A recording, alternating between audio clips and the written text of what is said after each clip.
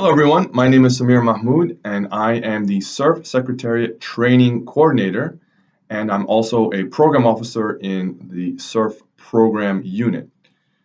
And part of my job is to review CERF project proposals and budgets just like the ones that you prepared as part of the FAO simulation. Elizabeth and Fiona have kindly invited me to add to this facilitation team's feedback on your project proposals and budgets. So we're going to go over both Team 1 and Team 2's projects and budgets. Just so that we're all on the same page, I wanted to go over what you were asked to do. So first you were asked, or you're given an inject saying that country A would make a CERF rapid response request.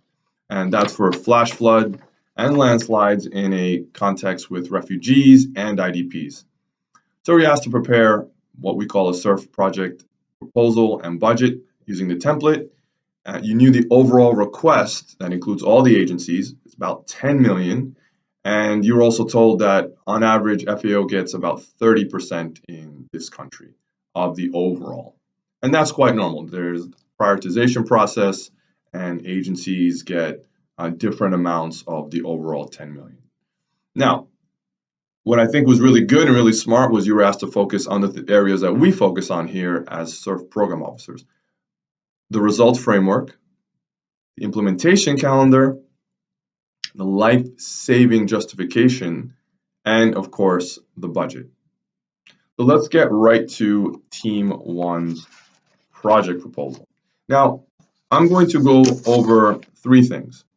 One is what went well, what's good and strong about the project proposal and budget, what areas there are to improve, and then a recommendation on how to get approved. So Team 1 had good indicators. So and then the results framework, some really good indicators. It mentioned emergency vaccination, water and feeding for animals. And that's very much in line with the CERF life-saving criteria. And the CERF life-saving criteria is a document that I recommend in all my trainings and workshops that agency staff get really familiar with when working on a CERF. Now, an area to improve is the completeness. While there were good indicators, there's missing targets and missing information on implementing partners. So completeness, as hard as it is to complete a CERF project proposal in a very short amount of time, is super important. And I completely understand there was limited amount of time, but that's how to get approved and reduce the back and forth. So how to get approved, number 3.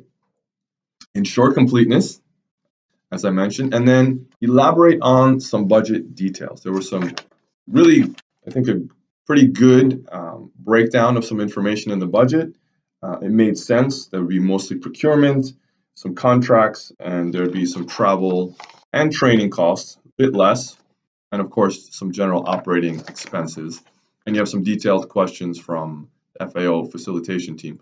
But I'm going to encourage you to get this project approved, work on the completeness and the budget details.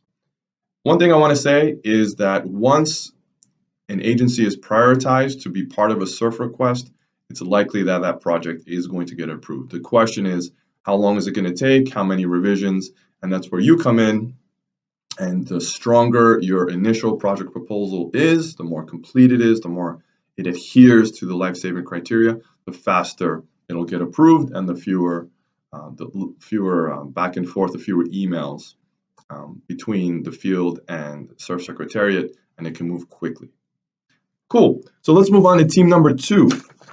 Team number 2, I'm also going to talk about what was strong, what was good, ways to improve, and then we'll wrap up. So first thing is that team number 2 also had good indicator, had a strong results framework. So well done. Also in line with the CERF life-saving criteria. And then I would say, so team number 2 had a strong CERF life-saving justification section.